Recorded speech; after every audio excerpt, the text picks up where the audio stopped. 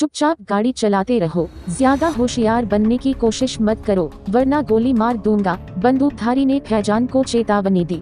देखिए, हमारे पास कुछ भी नहीं है, अगर आपको यकीन नहीं है तो मेरा पर्स चेक कर लीजिए। जवेरिया ने अपनी बात मनवाने के लिए पर्स की ओर इशारा करते हुए कहा, अगर तुम्हारे पास पैसे नहीं है तब भी तुम्हें लूटना जरूरी है। बंदूकधारी ने जवेरिया की तरफ बुरी नियत से देखते हुए कहा, ये गलत है। फैजान ने प्रतिक्रिया दी, लगता है तुम दोनों के बीच प्यार गहरा है। खैर चलो सौदा करते हैं, मुझे पैसे दो तो मैं चला जाऊंगा वरना मुझे कुछ और लेना पड़ेगा। बंदूकधारी ने सुझाव दिया, कृपया हमें जाने दें, मैं आपसे हाथ जोड़कर विनती करती हूँ। जवेरिया ने हाथ जोड़कर प्रार्थना की।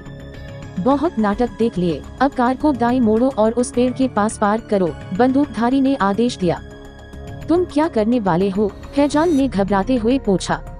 तुम्हारी प्रेयसी ने मुझे माफी के लिए कहा तो पहले तुम्हें गोली मारनी पड़ेगी, फिर मैं उसे कुछ लूंगा, उसे यहीं छोड़ दूंगा और तुम्हारी कार लेकर चला जाऊंगा। बंदूकधारी ने खतरनाक अंदाज में कहा, नहीं, कृपया उसे नुकसान मत पहुंचाओ, अगर आपको कार चाहिए तो ले लीजिए। फैजान ने फिर से गिड़गिड़ाया, डार्लिंग, कार से काम चल सकता है लेकिन पेट भी तो भरना है। पहले कार बेचूंगा, पता नहीं कितने पैसे मिलेंगे और कब बिकेगी, इसलिए मुझे अभी तुमसे कुछ चाहिए, या तो नकद दो या जो भी मिल सके लेकर जाऊंगा। बंदूकधारी ने समझाया। फैजान के कुछ कहने से पहले उसका फोन जोर से बजा। कार पहले ही पेड़ के पास पार्क हो चुकी थी। फैजान फोन उठाने में झिझक रहा था। कौन है हीरो? बंदूकधारी ने फोन की ओर देखते हुए पूछा। मेरे पापा, फैजान ने संक्षेप में जवाब दिया। फोन उठाओ और कहो कि तुम्हें अगवा कर लिया गया है। बंदूकधारी ने आदेश दिया। हेलो पापा, फैजान ने फोन उठाया। तुम कहाँ हो? जवेरिया कहाँ है? आमिर, फैजान के पिता, ने पूछा। पापा, हमें किडनैप कर लिया गया है, फैजान ने रोते हुए कहा। ये कैसी बकवास कर रहे हो? आमिर ने हैरानी से पूछा। सुनो, ये बकवास नहीं है, तुम्हारे बेटे और उसकी गर्लफ्रेंड को अगवा कर लिया गया है। अगर आधे घंटे में 2 करोड़ रुपए उनके अकाउंट में ट्रांसफर नहीं किए तो दोनों को मार दूंगा। बंदूकधारी ने चेतावनी दी। भाई, कृपया मेरे बेटे और पत्नी को नुकसान मत पहुंचाना, आमिर ने रोते हुए विनती की। तुम्हारे पास आधे घंटे हैं, बंदूकधारी ने आखिरी चेतावनी दी और फोन काट दिया। क्या बकवास? तुम्हारे पिता ने अभी कहा कि तुम उनकी पत्नी के साथ हो, क्या इसका मतलब वह तुम्हारी मां है? बंदूकधारी ने फैजान को हैरानी से घूरते हुए पूछा। हाँ, वह मेरी सौतेली मां है, फैजान ने धीरे से जवाब दिया। तो फिर तुम दोनों कोने में हाथ पकड़कर क्या कर रहे थे? बंदूकधारी ने जिज्ञासा से पूछा। मैं उनके जख्म पर मरहम लगा रहा था, जवेरिया ने खुद का बचाव किया। हा, बंदूकधारी जोर से हंसा। मुझे बेवकूफ मत समझो, मैं एक लुटेरा हूँ। हमारे काम के लिए अपने निशानों का अच्छे से अध्ययन करना पड़ता है। मैं तुम्हें तभी से देख रहा हूँ जब तुम दोनों उस मोटल में रुके थे, बस सही मौके का इंतजार कर रहा था, बंदूकधारी ने बताया। यह सुनकर जवेरिया ने शर्म से अपनी नजरें झुका ली। वाह, तुम तो मेरी उम्मीद से भी ज्यादा गंदे निकले। किसी और को नहीं मिला तो अपनी सौतेली माँ के साथ मोटल चले गए। बंदूकधारी ने फैजान का मजाक उड़ाया। देखो, तुम्हें जो चाहिए वह मिल जाएगा, कृपया इस बारे में बात मत करो, फैजान ने गुस्से में कहा।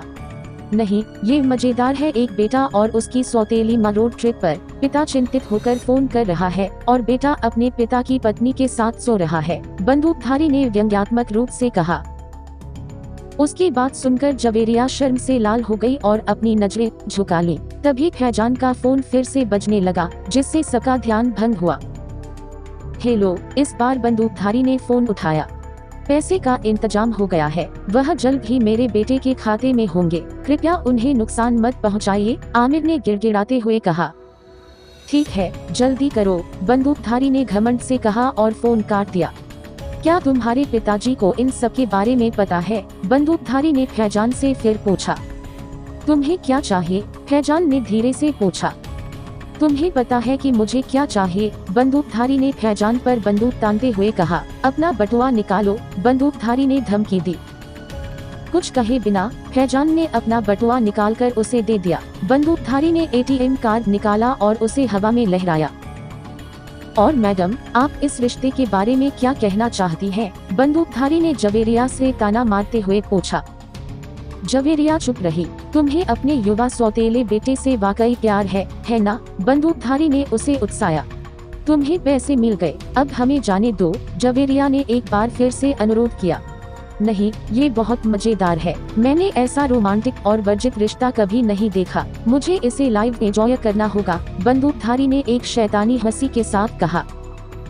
एक बार फिर उनके डर को फैजान के बजते फोन ने बाधित किया। हेलो, बंदूकधारी ने जल्दी से फोन उठाया।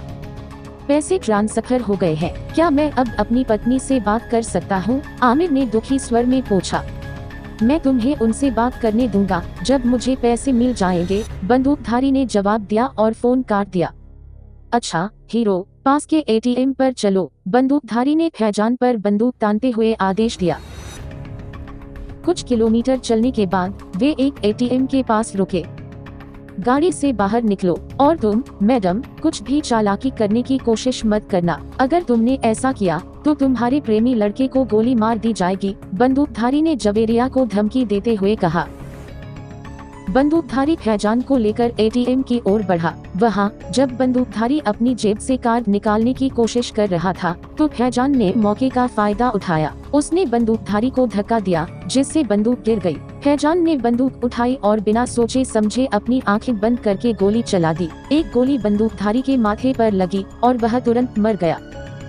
जब फैजान ने अपनी आंखें खोली तो उसने बंदूकधारी को निर्जीव पड़ा देखा। डर के मारे कांपते हुए फैजान ने बंदूक गिरा दी। उसने पहले कभी ऐसा दृश्य नहीं देखा था। फैजान कांपते हुए अपनी सीट पर आकर बैठ गया। वह कुछ बोल नहीं पाया और पूरी तरह से जड़ हो गया। जवेरिया ने सुनसान सड़क और भयावह शांति को देखते हुए तेजी से गाड़ी चला दी। घटना स्थल से दूर जाकर जवेरिया ने एक छोटी सी झील के पास गाड़ी रोक दी। फैजान चुपचाप बैठा रहा, हालांकि उसकी कंपकंपी अब थम गई थी। फिर भी वह कुछ भी कहने की स्थिति में नहीं था। जवेरिया ने गाड़ी रोकने के बाद कुछ देर तक फैजान को देखा और फिर उसका हाथ पकड़कर उसे गाड़ी से बाहर ले गई। देखो, यह दृश्य कितना खूबसूरत है, उसने फैजान का ध्यान भटकाने और उसका मूड बदलने की कोशिश में कहा। कुछ देर तक फैजान ने कोई प्रतिक्रिया नहीं दी। जवेरिया उसके करीब आ गई। एक बार फिर उसने अपनी कोमल नरम होंठ फैजान के होंठों पर रख दिए। झील के किनारे कुछ देर तक वे गहराई से एक दूसरे को चूमते रहे, जैसे मधुमक्खी फूल से रस लेती है। यह गलत है, फैजान ने खुद को उससे दूर करते हुए कहा। क्या गलत है? जवेरिया ने मीठी मुस्कान के साथ पूछा। तुम मेरी सौतेली माँ हो, फैजान ने जवाब दिया। मैं तुम्हारी सौतेली माँ थी, अब मैं तुम्हारे पिता के पास वापस नहीं जाना चाहती, जवेरिया ने दृढ़ता से कहा। तुम ऐसा क्यों कह रही हो? वह हमें फोन कर रहे हैं, फैजान ने अपने फोन की तलाश करते हुए कहा। कौन सा फोन? कौन सा पिता? सब खत्म हो गया। उस लुटेरे ने अच्छा काम किया जो तुम्हारा फोन चुरा लिया। वह रिंगटोन वाकई परेशान करने वाली थी, जवेरिया ने चिढ़कर कहा। मुझे अब भी लगता है कि यह सही नहीं है, पिता को पता चल जाएगा, फैजान ने अपनी चिंता व्यक्त की। तुम जानते हो, उस लुटेरे ने व्यक्तिगत रूप से मेरे लिए कई रास्ते खोल दिए। तुमने एक बार कहा था कि मैं कभी अपने बारे में नहीं सोचती। मुझे अपनी जिंदगी के बारे में सोचने का मौका मिला। ईमानदारी से कहूँ तो जब वह लुटेरा हमारे रिश्ते के बारे में बात कर रहा था तो मैंने वह महसूस किया जो मैंने पहले कभी महसूस नहीं किया। उसकी बातों और तुम्हारी भावनाओं ने मेरे भीतर इन भावनाओं को जन्म दिया। तुमने मुझसे एक बार पूछा था कि क्या मैंने कभी असली मर्द से मुलाकात की है। अब मुझे लगता है कि मैंने पहले कभी नहीं की थी। मैंने पहले कभी असली भावनाओं या असली मर्द का अनुभव नहीं किया। फैजान, मैं तुम्हारी बनना चाहती हूँ, मैं तुमसे प्यार करती हूँ, जवेरिया ने फैजान के करीब आते हुए समझाया। लेकिन हम पिता को क्या बताएंगे? फैजान ने आश्चर्य से पूछा। ऐसा लगता है कि तुम अभी भी मेरी योजना नहीं समझ रहे हो। क्या तुम यह नहीं मानते कि जो कुछ भी होता है वह भगवान की इच्छा से होता है? भगवान की यही इच्छा थी कि हमें एक साथ लाया जाए। यही वजह है कि यह सब हुआ ताकि हम एकजुट रह सकें, जवेरिया ने बातचीत को आगे बढ़ाते हुए कहा। यह कैसे संभव है? फैजान ने फिर से हैरानी व्यक्त की। देखो, तुम्हारे खाते में 2 करोड़ रुपए हैं जो तुम्हारे पिता ने ट्रांसफर किए हैं। उन्हें यह नहीं पता कि वह लुटेरा जिंदा है या मर गया। तुम वह पैसा निकाल सकते हो और हमारे लिए एक अच्छा और बेहतर भविष्य बना सकते हो, एक ऐसी जिंदगी जिसमें मैं सिर्फ तुम्हारी बनकर रहूं, जवेरिया ने विस्तार से समझाया। लेकिन अगर वह तुम्हें ढूंढने की कोशिश करेंगे तो? फैजान ने और गहराई से पूछा। घर जाओ और उनसे कहो कि लुटेरे ने मुझे मार दिया और सारा पैसा लेकर भाग गया। कहो कि तुम मुश्किल से अपनी जान बचाकर वहाँ से भागे हो। अगर वह तुम्हें जिंदा देखेंगे तो निश्चित रूप से खुश होंगे। जहाँ तक मेरे मरने का शौक है, वह ज्यादा समय तक नहीं रहेगा, वह जल्द ही दोबारा शादी कर लेंगे। और क्योंकि रिक्सा की शादी अगले महीने पहले से तय है, वह भी चली जाएगी। जहाँ तक मेरी बात है, मैं अपना जीवन तुम्हारे साथ बिताऊंगी और तुम्हारे बच्चों की माँ बनूंगी। जवेरिया ने अपनी योजना को और विस्तार से बताया और फैजान की बाहों में समा गई। सड़क यात्रा के बाद फैजान ने जवेरिया के निर्देशों के अनुसार ही सब कुछ किया। आमिर और रिक्सा ने जवेरिया के खोने का शौक मनाया। कुछ महीनों बाद फैजान की सौतेली बहन रिक्सा की शादी बड़े धूमधाम से कर दी गई। फैजान के पिता अकेले न रह पाने की वजह से रिक्सा की शादी के बाद जल्दी ही दोबारा शादी कर ली और अपनी नई जिंदगी में व्यस्त हो गए। इस बीच फैजान के खुद के 2 बच्चे हो गए। फैजान और जवेरिया लाहौर में बस गए, एक घर खरीदा और फिरौती के पैसों से एक आरामदायक जिंदगी जीने लगे।